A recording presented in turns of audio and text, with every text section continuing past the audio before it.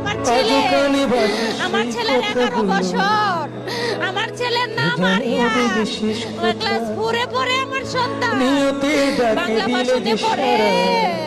আমার ছেলে সারা শরীর পুড়ে গেছে, যার চলে যায় সেই বোঝে পুড়ে গেছে, বিচ্ছেদে কি যন্ত্রণা, চুলটিও পুড়ে যার গেছে। চলে যায় সেই বোঝে আপনারা কখন জানতে পেরেছেন বা কিভাবে জানলেন? আমরা শুনছি যে স্কুলে আগুন ধরতে পারে।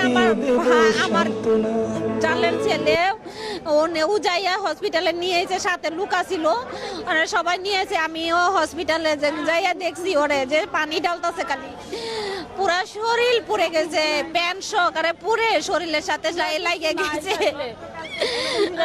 আরেকজন স্বজনের সাথে